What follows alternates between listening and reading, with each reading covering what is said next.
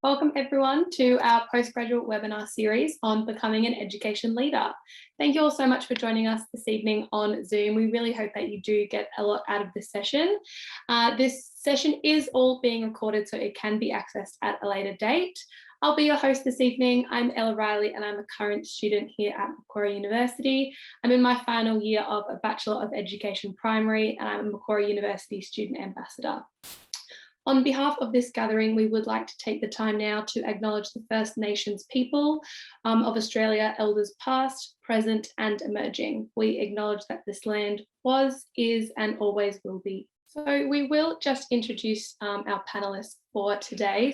We have alumni Alston Robertson, who is the Deputy Headmaster of Arden Anglican College. We also have current Master of Education students Tess Renberg, who is a Numeracy Coordinator at St Christopher's Catholic Primary School.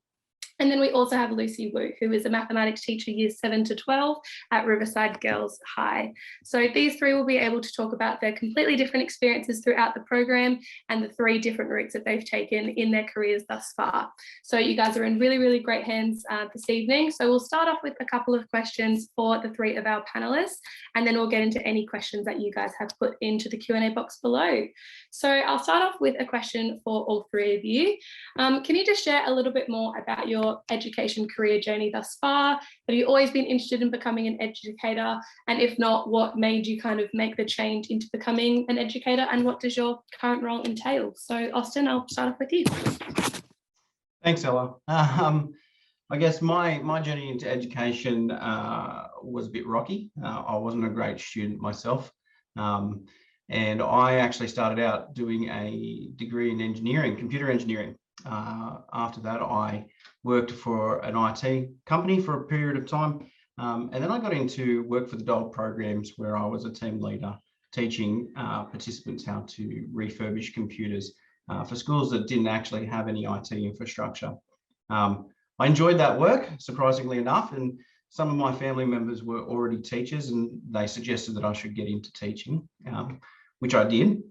I think Arndell was a little bit desperate when they took me on, and I didn't have a teaching qualification at the time, but I did know something about IT, and so they took me on with the agreement that I would get my diploma of education.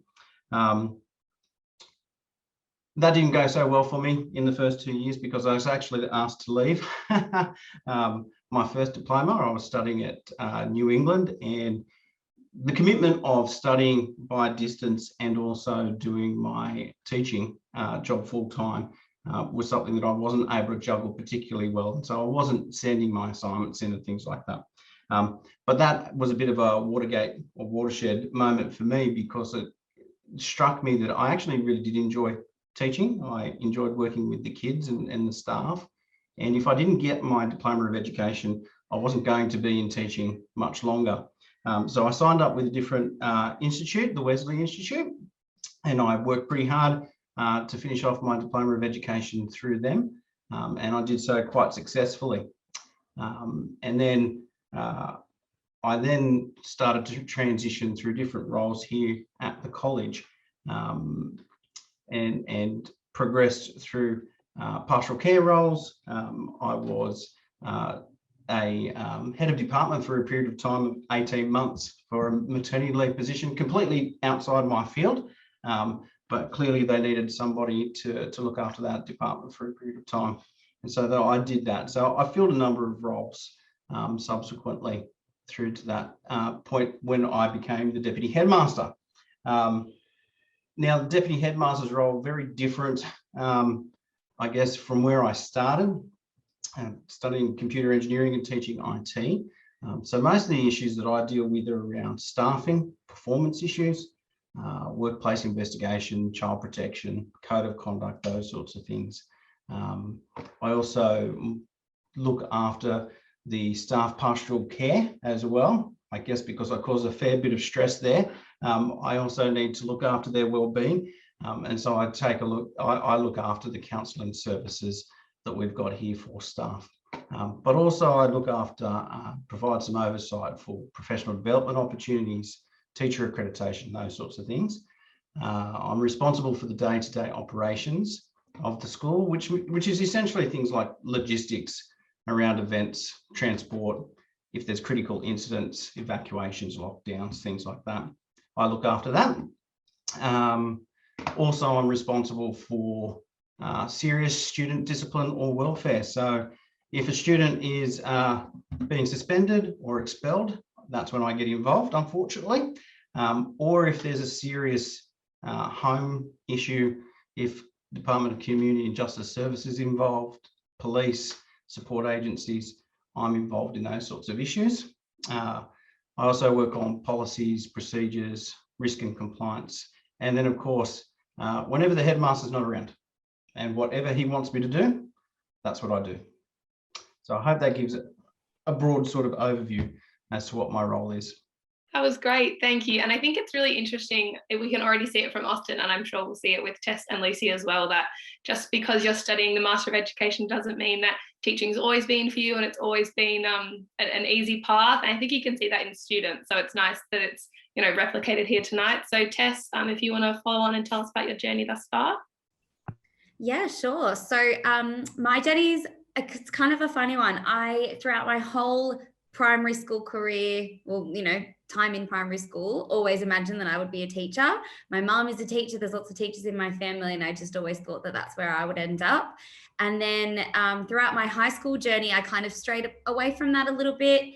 And when I got my ATAR, I thought, oh, cool, I've got all these ATAR points, I'm going to go and use them. So I went and did a commerce degree, and I did a whole year of it, and I hated it every single day. I know I probably shouldn't say that to all these people currently studying, but I just did not enjoy it, and I knew that commerce was not for me. So at the end of my first year, I then transferred into a primary education degree. And even after the first day, I was like, oh, okay, this is where I'm supposed to be. So that was at Sydney Uni, where I studied primary education, and I did my honours there as well. And then I was very lucky in getting a job straight out of university at my current school, St. Christopher's in Panania. I was very lucky to be working with a principal and a leadership team who were extremely supportive, provided so many opportunities. They were, especially in my first year as a teacher, which is quite a difficult year. There's so much to learn. There's so much going on that you have to kind of wrap your head around. And I was extremely lucky to have a grade partner that was extremely supportive and very transformational for myself. And she was a coordinator. So she kind of showed me the way of the path that her career had taken. And I always kind of thought like, oh yeah, I think I could do that one day, but I didn't realize when that would be. So I'm currently in my 5th year out of university and in teaching. And last year I was lucky enough to be appointed to the role of Numeracy Coordinator at my school. So my role in that position is coordinating maths across the school from kindergarten up to year 6. So I work with all the different grades, all the different teachers, kind of doing their helping with their planning and their programming, assessments, teaching. And then I also work with other numeracy coordinators in our what's called a cluster or a network of local schools as well. So we have a great team of leaders that are all working towards improving numeracy in our local area, which is really exciting.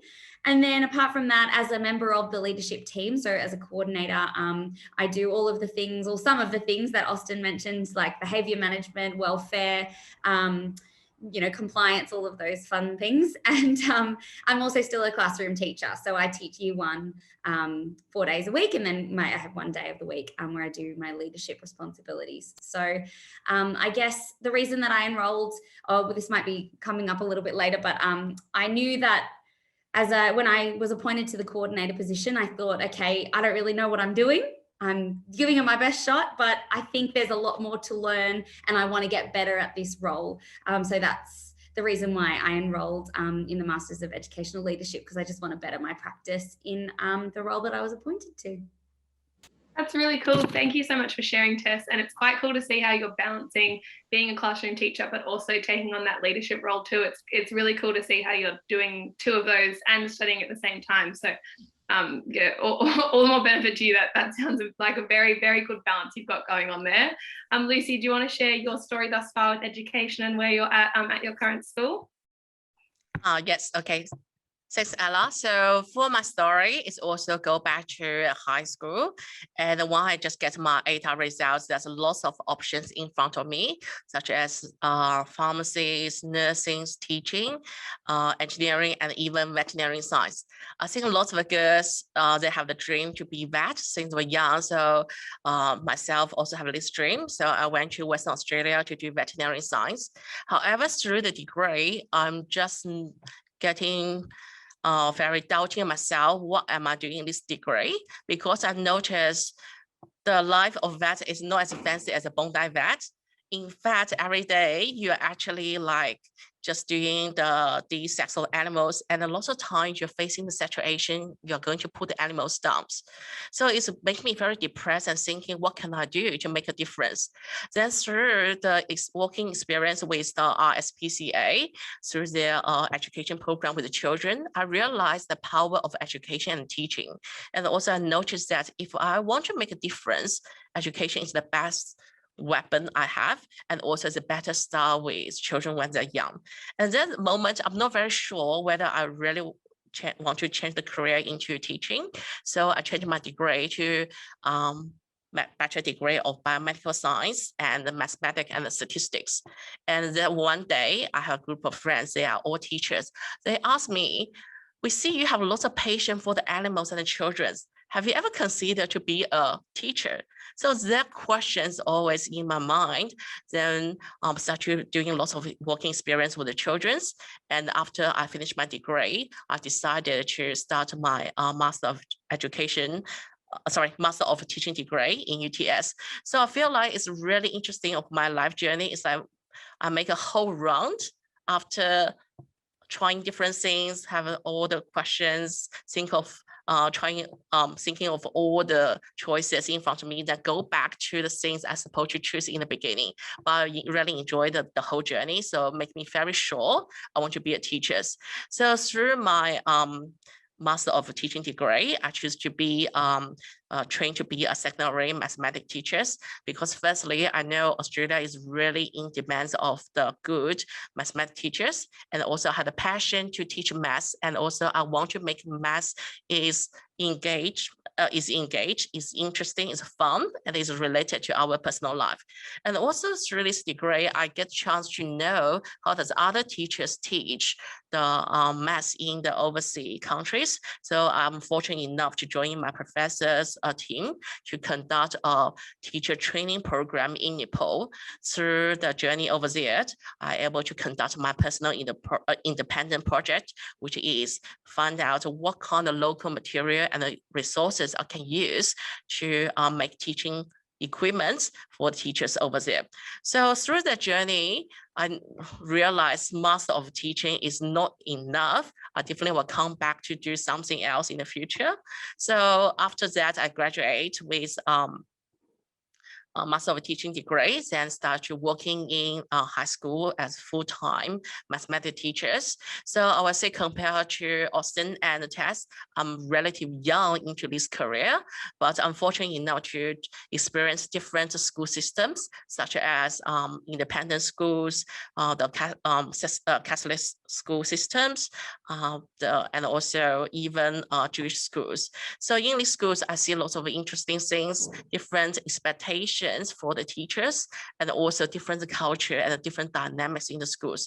So as a kind of scientist, I'm kind of like asking lots of questions. Why they do things in these ways? Why they don't do in the different way? What's the benefit of this way? Why we need to use data for the educations? So how do we design the assessment to make it useful? So all these make me think, okay, what can I do to make myself to become a better teacher and the educators? And also another thing is recently, so probably 2 to 3 years ago, Australia just changed the mathematics syllabus. So it's a huge changes in the probably last 20 to 30 years of history. We never have investigation tasks in the past. Now we need to design the investigation tasks. So not just about exams. So we need to think of different ways to assess the students. So how can we design tasks, make it interesting, but also can assess the student's ability? So all these questions bring me to this course. So currently I'm working in Riverside Girls as a part-time math teacher. So the reason I'm working as a part-time is because I'm doing master of education full-time in Macquarie University. So it's a bit interesting balance. I try to balance between workload and education life.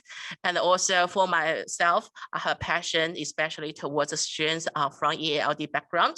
Students have learning difficulties because I believe all the students, they should have ability to enjoy learning in learning environment. And also for myself, I see there's so much we can do as educator to make sure the students enjoy the learning in the environment, especially math, to make math fun, engage, not causing math anxiety. Yeah, so that's a little bit about me. That's really interesting. Thank you, Lucy. And I think you raised a really good point about working in so many different types of schools, is that we've got different students in our class and we try and foster students being different in our class. So it's interesting to see different teachers and the different way that they approach education, because in different schools and even in one school, you're always going to have teachers that approach it different ways, and then being able to reflect on their pedagogy makes you reflect on yours. So I think that's a really, really interesting point that you raised. I'll give the next question to everyone again, and we'll go in the same order. But at what point in your journey did you decide to venture into the Master of Education? And for Austin, obviously, who's finished his, and for Tess and Lucy, while you're still in yours, what do you think it's kind of added to your education practice? What do you think that it's changed you as an educator thus far? Okay, thanks, Ella. I guess I'd come to a point in my own teaching career. By that stage, I'd had a few years under my belt. I'd gotten married, met a lovely teacher here at the school and got married to her. And so I'd been doing my teaching in ICT, and I'd been doing pastoral care as a head of house for a period of time. And that gave me an opportunity to kind of amalgamate my ICT and my pastoral care, and I had an opportunity to do a project and lead a group of staff to develop an online welfare recording system. Obviously, the intent was we wanted to improve the communication with parents around achievements and disciplines to the students. We actually used to use a diary, and the kids had two diaries, one for good comments, one for bad comments. Good comments obviously went home. That diary got seen by parents, but the negative comments didn't, and also the homework didn't.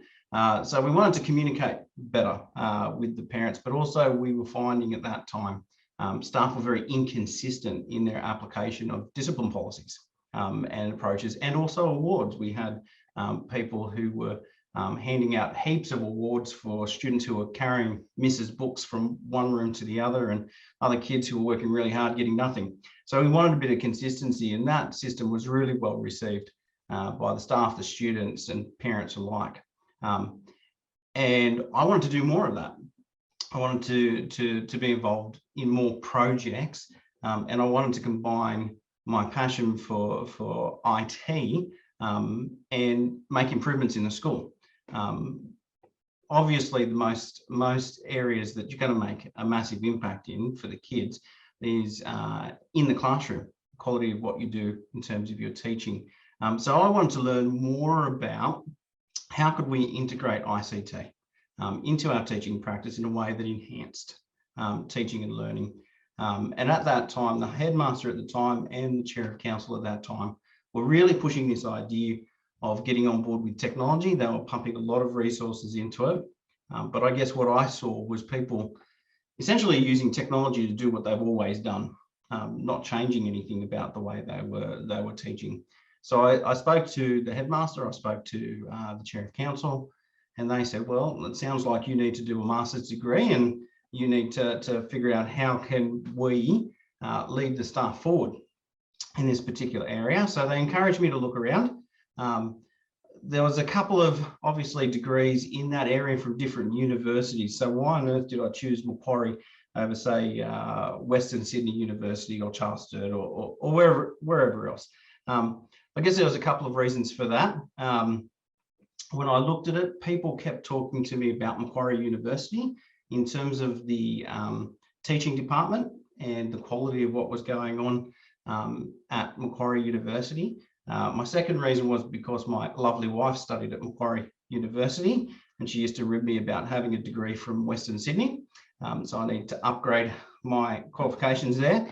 But also Macquarie was offering a flexibility of online learning or face-to-face. Now, I'm the kind of person who prefers online environments to face-to-face environments.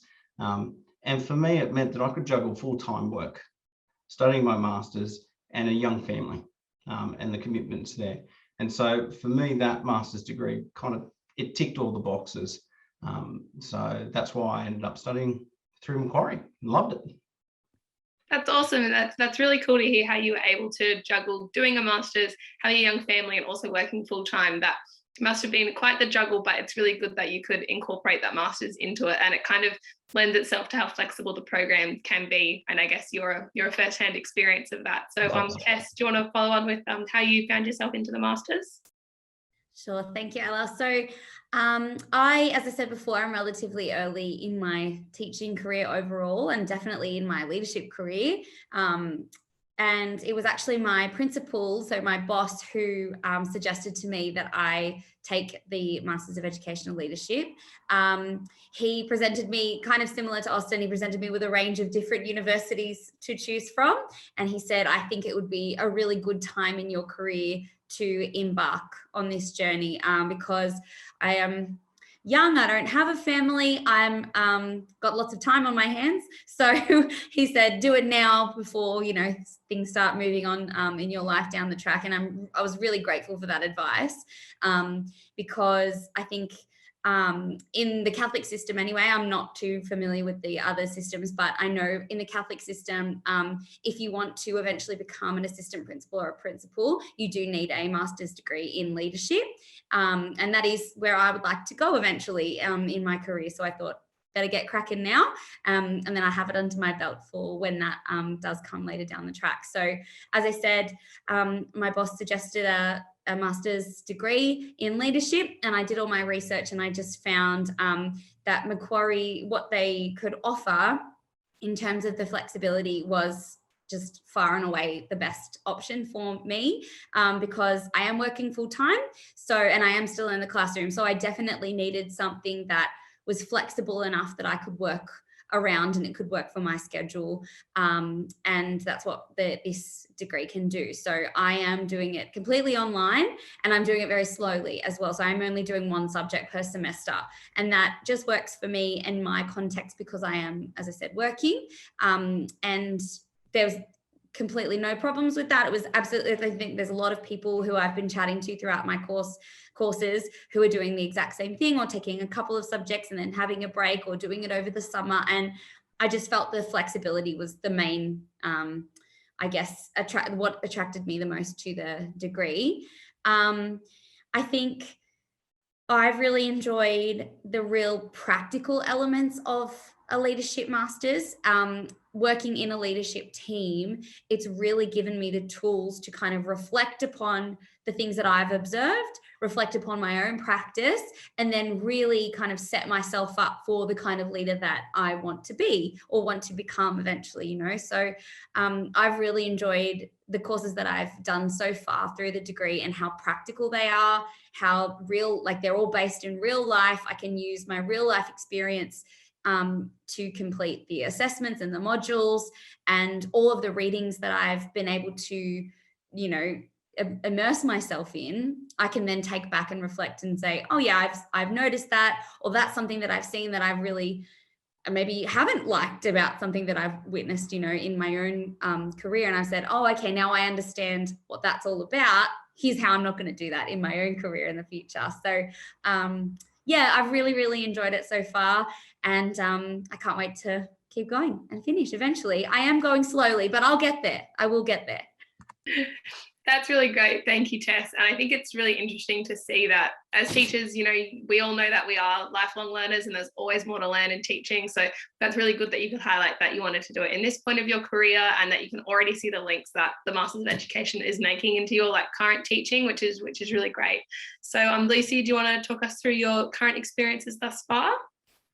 Yes, thank you, Ella. So I think I mentioned about earlier. So when I was just finished my Master of Teaching degree, I have a feeling one day I definitely going to do another degree, but I didn't expect I would do in a very early stage in my career.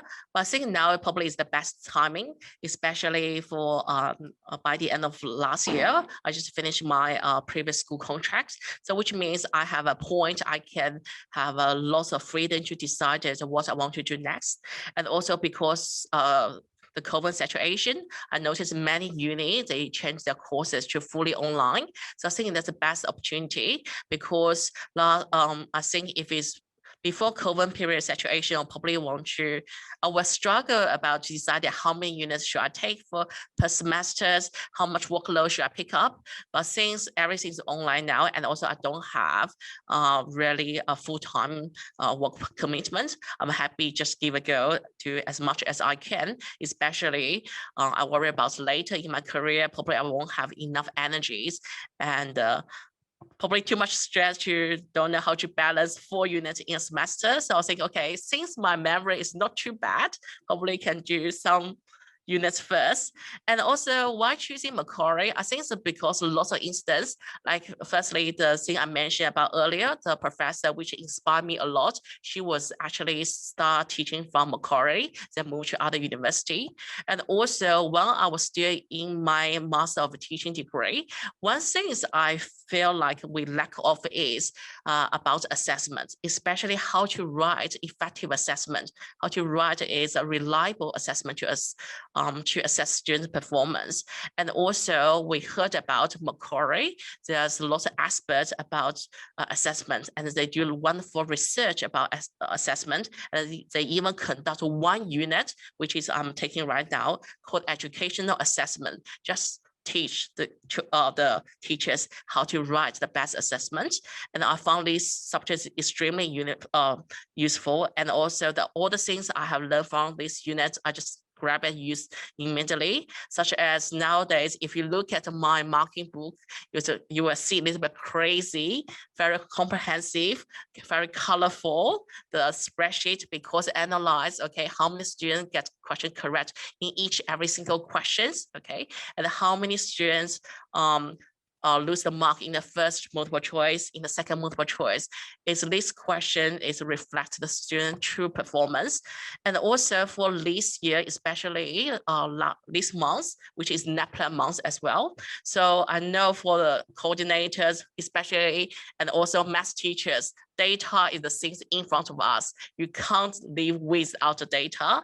And the school is more and more focused about how to interpret the data and use it to support students learning and support your pedagogies. So I found what I learned in Macquarie Master of Education degree, I can grab it and use it. Probably today I learn it, I can use it for next day. And also I think they're very handy, especially I can practice them immediately, so I won't forget those knowledge. And also another thing I want to mention about it, when I see the course they offered, I saw they mentioned about the educational research and also independent project. That's a big tick for me, because when I have a science background, I did lots of science research, but I never learned how to conduct a humanities research from a very systematic perspective. And also I enjoy my independent project in Nepal so much. And I still have lots of ideas in my head. I want to do my investigation, collect the data, and work out some findings and see whether it's going to be applied in our daily educations. And also, I think as teachers, nowadays, every day we're learning some things, and also we want to be a lifelong learners. So I think all the research skills will help us. They help us absorb all the knowledge and help us to meet the requirements of the revolution of education industry as well. So that's something what I want to share. Thank you, Lucy. That was really interesting to listen to. And I think you raised great points about being able, similarly to tests, being able to put what you learn one day in the Master of Education right into your teaching the next day, which is really cool because it goes against that very typical stereotype of when you do tertiary study that you won't be able to apply it to real life and you're just studying for the sake of studying. But it's really great to hear that all three of you, and I'm sure other students and alumni can agree that that's not the case in the Master of Education at all. And it's really increasing educational pedagogy and your skills as a teacher and educators, which is really great to hear. So I'll direct the next question to you, Austin. So as the Deputy Headmaster, what advice would you give colleagues who are looking to progress themselves? Would you direct them to the Master of Education, or what kind of traits would you look for in colleagues if they were looking to join a program like this? Yeah, look, I have advised a number of staff members to take up the Masters of Education, and because obviously I went through Macquarie and enjoyed that experience, so I advised them to go through Macquarie. Some of them took up that advice, some of them chose masters from other places. But essentially, I guess you're looking for people who have demonstrated that they have the basics of teaching, that they have figured out what works with the kids, that they can build rapport and relationship with them, that you can see a degree of professionalism, and they're kind of getting towards the end of I guess, what they learned in their Diploma of Education. And they need to be stretched further, and they have the capacity for leadership. And so typically what I start to suggest to them is that they think about a Masters of Education. I don't usually suggest a Masters of Educational Leadership. My experience, just within the context of Arndell, and obviously I've only ever worked as a teacher in this particular place.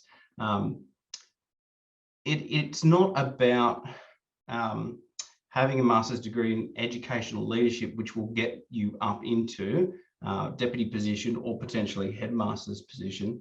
It's about whether or not you can communicate effectively, whether you can lead teams, whether you've got a clear vision, you've got a purpose, that you can assist people in getting there. And so typically what I say to them is, don't necessarily choose a Masters of Educational Leadership, choose a Masters of Education in an area of education you're passionate about. So for me, it was ICT.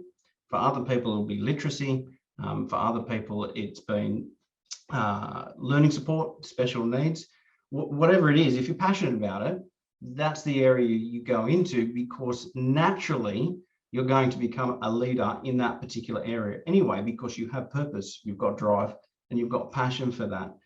The Masters will give you not only the core skills to push that particular area, but more generically, skills that are going to be applied across the board anyway in leadership. And so I think I tend to encourage people to look at the Masters of Education as a way to push forward their own growth, that it is going to give them further skills within the area that they're passionate about, but it's also going to set them up for leadership opportunities anyway moving forward. So I guess that's essentially the way I approach things. Thank you for that, Austin. And I think it was really interesting to see kind of what qualities you look for in teachers before they undertake the Master of Education, because the Master of Education doesn't teach those kind of skills you need as a teacher before that, but it rather supports those. So I think that's a really great kind of distinction you made there. And not just picking educational leadership just to do it and to try and force yourself to be a leader, but making sure that you've got those qualities and that you innately enjoy doing that, I think was a really interesting point from someone that is in that position. So thank you for that. We'll finish off with this question and then we will get into our live Q&A. So I'll give this one to all of you and we can all answer and then get into the questions that our participants have been sending in. So if you are watching and you do have any questions, take the time now to pop them in the Q&A box below and we'll get to them very soon. So I'll ask all of you, I'll start with Austin again. What's your vision for educational leadership? If you were to put yourself 10 or 15 or 25 years in the future, what do you think it would look like? Where do you think the industry is heading and how do you think you can kind of support the way it's going? So Austin, I'll hand over to you. Well, I think it's very clear that COVID has taught us a few things. You know, I've always had a passion for online learning myself. That's my preferred mode of learning. It's not really the passion of most of my colleagues. I loved it when we went to online learning, and it was a good opportunity for me then to apply what I'd learned in my Masters of ICT. I could go around and support people in curriculum design for an online environment, assessments and lesson plans and things like that.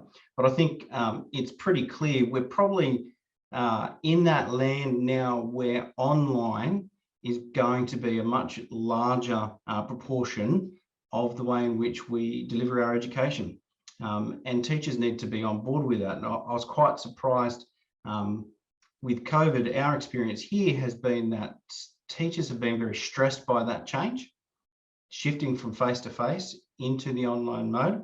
When they came back to face-to-face, I thought to myself, here's a great opportunity for staff to get into a blended mode, that we would enhance our face-to-face with online activities and an online structure to what we were doing.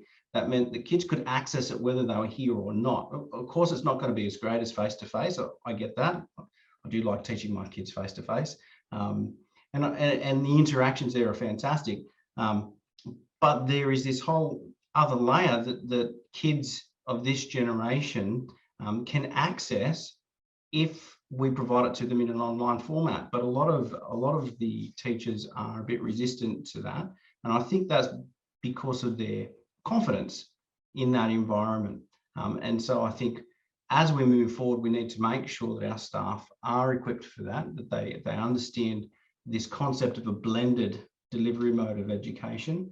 And I think there's going to be challenges that come out of that, because how do you effectively cater for feelings of connectedness with the school community? How do you effectively deal with students who are feeling isolated?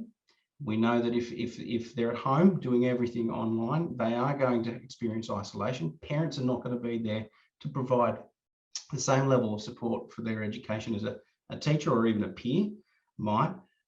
What about their well-being?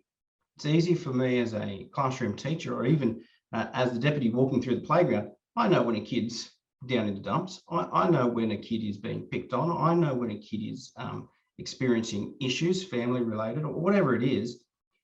How do we support their well-being in an online environment? To me, the answer is that hopefully moving forward, we will develop a much stronger blended method of teaching. But we need to answer those questions as we go forward, because there will be times in which potentially we might go into lockdown, and we need to make sure that we're catering for those kids, because education is not just about academics, it's also about the whole child. So how do we look after that moving forward? So I think that's probably how I'd answer that at the moment. That's a really interesting point that you made, Austin, about instead of just getting through education and getting through the lockdowns and things that have happened in, the last year and a half, but instead kind of viewing it as a more holistic approach, instead of just being like, well, we have to be online, so this is the way it is, so we can get back face to face. Instead, viewing it in that more blended approach and making sure, as you said, that we're supporting children in the well-being aspect, but also in the academic aspect. Having the balance of both of those is really important. And I think you're exactly correct that that will be a big trend in the future. Tess, if you want to follow on from that. Sure, yeah. So I guess when you first asked the question, Ella, my first instinct as to where is leadership going in the future, my first thought was all about collaboration and the distribution of leadership. I obviously think it's very important to have a strong figurehead at the head of a hierarchical structure of a school, and a strong principal or headmaster with a clear vision and mission for the school. I can't doubt the importance of that, of course.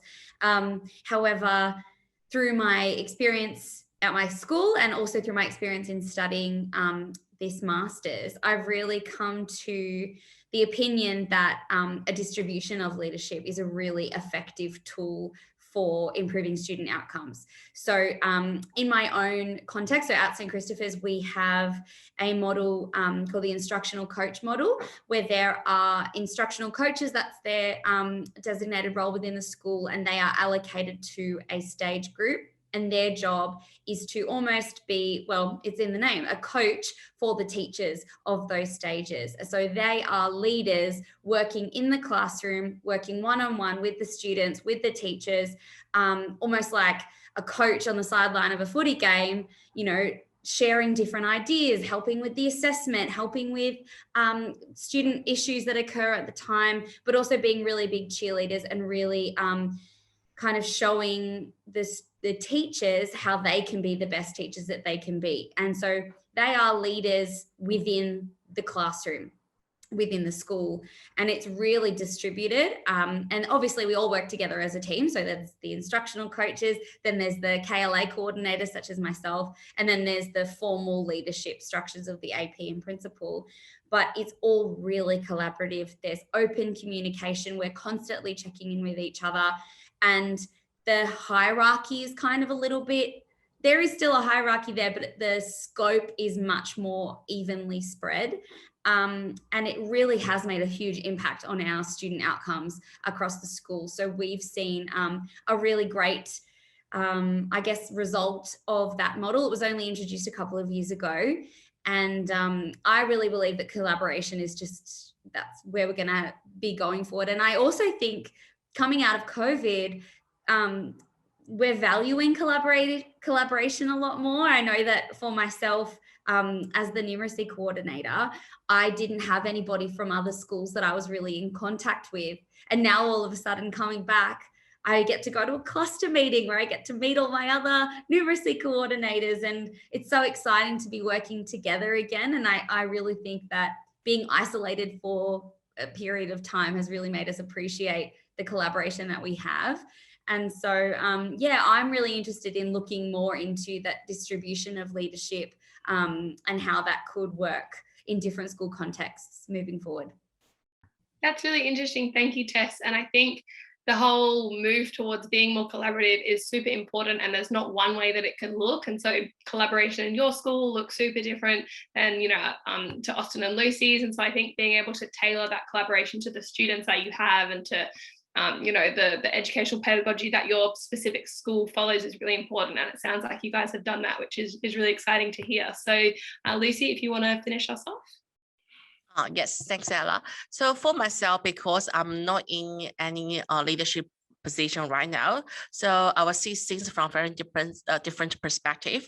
I think what I get from these education courses, I can see things from different perspective, because before this course, most of the things I see is from just classroom teachers' perspective. I always think, okay, why they didn't do this for the teacher, why they didn't do this in this way. But after this course, I can see the perspective from the leaders, and especially to understand, okay, so many things, the burdens they need to carry, and also so many struggles they need to carry as well. So definitely make me to become better team players in the school settings. And it's also teach me the management skills as well. I believe the management and the leadership skills, they can't be separated. So although I won't be a leader at this stage in the school, but I can be the leader for my classroom. I can be the leader for myself. I need to learn how to manage my life better, how to manage my teaching better. And also I can use this skill to inspire my students, make them become their leader and the manager of their own learning. So that's what I think will be really useful and be inspiring. And also in the future, I hope I can use what I learned to open a door for me in the future leadership positions. So like what I mentioned earlier, I'm very interested into in students' well-being area, because I think this is the area we probably in the past many years we didn't pay enough attention, but COVID make everyone to sit down to reflect, to see how does well-being related to the students' performance. And also we want the students, firstly, they can live happily, then achieve their dreams. So that's what I see from now. That's awesome, Lucy. And I think you raised a really important point that we hadn't discussed yet, is that leadership, again, just like collaboration, doesn't only take one form in education. Just because you aren't the principal of a major school doesn't make you not a leader. All classroom teachers are leaders. And I think you made a really great point that you're doing this to inspire yourself and inspire your students, which I think is a really great motivation behind taking this extra step for further study. So thank you for bringing that point up. We will move on to our Q&A now from our attendees. So we'll answer 2 questions that we've gotten from our attendees. And if your question isn't answered, we will either get someone on our back end who will be one of our faculty recruitment managers to type you an answer over Zoom this evening. Or if we haven't got to them, we will email you a response in the coming days. So all questions will be answered. So we will start with our first question. And this question comes from Lillian. And she asks, can you share some challenges from transitioning from classroom teaching to a leadership role within the school? So Tess, I might give this one to you because it seems like you've been kind of doing both recently. So did you find any major challenges or snags along the road from transitioning from purely classroom teaching to the blended that you're doing now, and had you kind of overcome those? Yeah, thank you for the question. Yeah, look, it is a big jump. I was really excited to gain my role as a leader, but also I didn't really have an understanding of all of the responsibilities that would come my way. It is definitely a big jump. I think the biggest challenge for me personally was obviously I had worked at the school for 4 years before I was appointed to the role, and I had developed many, many relationships with colleagues and members of staff. And that was all very collegial, very even playing field, you know, on a friendship level. And then when I was appointed to the leadership position, those relationships naturally changed because the power structure changes a little bit. And that was a big challenge for me, I'm going to be honest, because all of a sudden I had to have tough conversations with people that I had never had to have before. I had to have, you know, sit down, just data discussions where, you know, where's your data? Why isn't this happening? What's going on inside your classroom and things like that, where, you know, obviously as colleagues, we weren't going into those kind of conversations together. So that was a challenge for sure. However, I felt prepared to go into those conversations, having studied a little bit, doing the courses that we were doing at the time, and also doing my own research. So I did a lot of research before I was during the interview process. And then once I was appointed into the role, I had done a lot of research about what was expected of me as a leader, and also how to have those conversations with people, because I had never had to do that before. I think obviously another challenge that I'm sure everybody in this Zoom would agree with is time management. There's never enough hours in the day to get through everything that you need to get through. And that's definitely still a challenge I'm still working towards. However, something that I've had to learn is just how to prioritize my time, how to make sure that what needs to get done is done, and what perhaps is not as big of a priority can be moved to another day or later in the afternoon or whatever. Because I feel like a teacher and a leader could sit there and have a to-do list that just goes on forever and ever and ever, especially around NAPLAN, especially around report time. But you just have to prioritize with what must be done, and also look after yourself. I think mental well-being and looking after yourself and caring for yourself. And sometimes you can leave at 3:30 and you leave your work at the door and you don't think about it until you get to school the next day. That is really important, and is something that you have to learn if you are juggling more than one role. So classroom teacher and leader, or any role really, you have to be able to look after yourself and make sure that you're spending time doing whatever mental self-care that you need to make sure that you are at your best and performing at your best, so that you can be your best for your students and for the people that you're leading within the school as well. Definitely. Thank you, Tess. And you can see that even in your year in the role, you've already made those adjustments. So I'm sure that that'll come again with, elongating your leadership journey. So it's really interesting to see how you are just in that first year. Austin, I might ask you if you had any other interesting challenges, or, as Tess said, changing relationships with going from a classroom teacher to now your role in the leadership team. Did you have anything to add on that point? Well, I think my experiences were very similar to Tess's. When you shift from classroom teacher into a leadership position, friendships get tested, because you do have to have those tough conversations. I found that I had to make a conscious effort to step back, because things that you might say to friends, it's not always appropriate to share things that are going on up in the leadership conversations in those circles. It's not always appropriate to share it with a classroom teacher, and you begin to become privy to confidential information about students, particularly, or even confidential information about staff, which maybe in the past you might have kind of, as a classroom teacher, you had a chat to the people beside you, have you noticed this and that going on? You just can't do that. And so I found that I had to take a step back from friendships and renegotiate what that looked like, and set some boundaries around that. So I think mine resonated with what Tess was saying in terms of that step. Yeah. That's really interesting. Thank you. And I think you both raised the point that educational leadership doesn't come with just your leadership role. It comes with adjusting those other things in your school community. And I think for myself as well, I'm sure as some of our participants here as well, that they hadn't considered that aspect of educational leadership. So thank you for bringing that up. And I'm sure a lot of our participants will be also mulling that thought over. So we'll head to one more attendee question now. And I might start with Austin, and then we'll see if we have time for the others to add as well. But this attendee asks, how do you apply what you have learned in this course into your daily teaching? Educational leadership is a bit of a mystery to me. Is it mostly about managing staff, as Austin mentioned? So Austin, do you kind of view educational leadership as the management of staff? Do you view it as the management of students, kind of a blended approach, or is it just kind of your natural teaching now? How do you kind of view educational leadership in your position anyway? Look, that's a great question. I didn't do a Masters of Educational Leadership. I did a Masters of ICT. So if I was talking about that aspect of the question, how do I apply my Masters to what I'm doing? The ICT stuff, obviously, it gets implemented in my teaching approach and methodologies. It's the leadership things that were being taught through the course that gets applied to my leadership.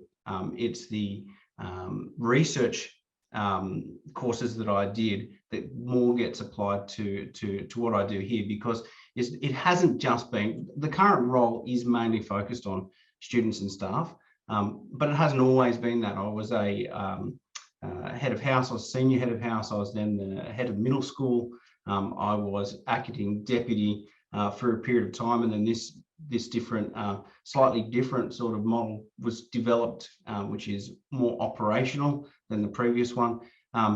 There's a lot of big picture things there. There's more proactive stuff. There's planning programs for change in the school. And so knowing how to review the literature around those particular change areas, things that people needed to shift. So for example, positive education. One of the projects that I worked on some time ago, we were trying to work out big picture here.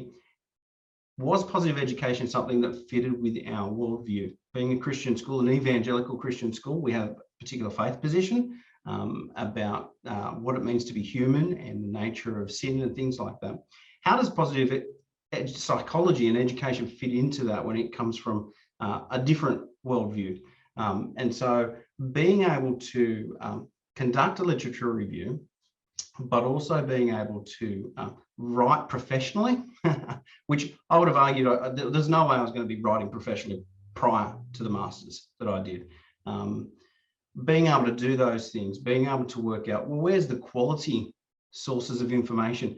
Is it quality information just out of an article or a book or going to a PD, or can I get quality information or data by observations and interviews and artifacts that students produce? So all of that sort of thing, which I do use in my roles and I continue to use now. We do talk visional things at the school. You know, what's the strategic plan? What is it we're trying to achieve for this school? What's our master plan? How are we going to develop? How are we going to make education here better for the students? All of that sort of stuff actually came out of what I did in the Masters. The skills that I was learning there get applied here. Now, that doesn't mean that I haven't gone on and done other PDs. Obviously, I have, and I have done courses in leadership, and I'm doing a Harvard course at the moment on big picture. What does it mean to run a school? And so, yeah, you're going to continue to learn. You're a teacher. It's lifelong learning. You're going to continue to do courses. You're going to continue to learn, acquire new skills. But I don't think I would have ever done that without the better work that the masters gave me. Yeah, and it's really about those transferable skills. That's irrelevant really of the content. The focus was ICT, but I'm sure in other Masters of Educations, you've probably done exactly the same core stuff, just focused on your particular area rather than ICT. That core stuff is going to transfer across. And that's what I'd really focus on, getting those skills and knowing that actually your plan might have been, like me, to go into ICT, and then the new headmaster comes along and he says, well, actually, I'm not interested in ICT. It's not something that this school is going to continue to pursue at the moment. We were a school in crisis at the time. We need to focus on the right stuff. I want you in leadership positions doing this work, not ICT work. All those skills transferred. And there's no way he would have put me into those positions without a master's degree. So that was really important to have, because it demonstrated to him that I could compete academically, and that I had already done the work to achieve the skill sets that he was looking for. Yeah. So hopefully that kind of answers the question. It does, definitely. Thank you, Austin. And I think being able to talk about those different experiences and being able to support yourself no matter kind of what avenue you've come from, and all three of you, and I'm sure the participants listening in have all come from different avenues as well. So being able to know that just because your pathway might not be the typical one, or might not be what you think is, acceptable for a great classroom teacher and then a great educational leader, it doesn't mean that you won't be one. So thank you so much for bringing that up. We'll end off on a little bit of a different question. So I might aim this one to Lucy just to quickly finish us off. So Shannon has put in a question: how do you always have such a passion into education? Have you ever had a moment where you've lost your momentum? How do you deal with it? I've started to question myself in teaching and in this career. So Lucy, even though you are more new to the teaching career, have you ever had moments where you think, I don't know how to tackle this problem, or I'm not sure if I've made the right choice? And is there any ways that as a professional and as a teacher, you've been able to kind of take a step back and realize that it will be all okay in the end? Okay, thank you, Ella, for the questions. Yes, I think it's a very interesting question, and I need to admit, I do have lots of moments I'm doubting why I need to make so many different changes, why I'm here. But I think the most importantly is we need to treasure the nice moments, probably the aha moments, the moments when the students all of a sudden makes more difference, all of a sudden to show some changes, and all of a sudden to open their heart to. I feel like if we just keep remember those like doubting moments, it's just going to make you become more and more sad, and also probably lose the motivation. But if we can treasure those small moments, I think will make a big difference. And also I believe for educators, there's lots of things we can't do, although we done our best, but we are just all human beings. Lots of time, lots of things take time to make a difference. And sometimes we just need to be patient, wait patiently to see those moments. And sometimes could be just waiting for 1 week, 1 month, and it could be years for that. But as far as by the end of the day, you tell yourself, okay, I have done my best for my students, for my school, I think that's good enough, and we can get ready and for another day.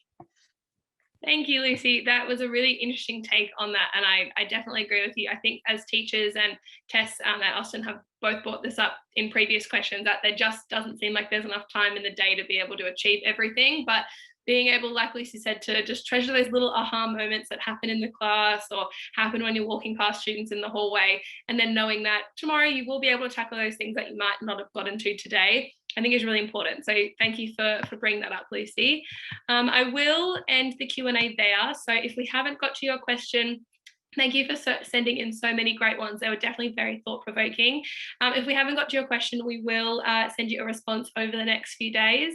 And if you do have any more questions, you can find out more about our Master of Education course on the screen. The link there is just courses.mq.edu.au. That'll show you all about the Master of Education course. And you are able to start enrolling as early as July this year. So applications for session 2 will close on the 9th of July. So if you are interested, if this this webinar has kind of made you think that this could be for you this year, then you can book a personal consult if you'd like one to discuss more about your study plan and to see if this is for you. You can scan the QR code that is on the screen or just type in the URL, which is Personal Consults Booking MQ, and that'll take you to the page. So I would just like to take a moment to thank all of our participants, Austin, Lucy and Tess. You all live very busy lives being teachers and being in leadership roles of all of your schools. So thank you all so much for taking the time to be with us this evening. And I know as a future educator, I've been able to learn a lot and reflect as well. And I'm sure all of our audience has as well. So thank you for joining us. And I will leave this slide on the screen if any participants want to take a picture. But thank you all again for joining us. And I hope to see you all at Macquarie very soon.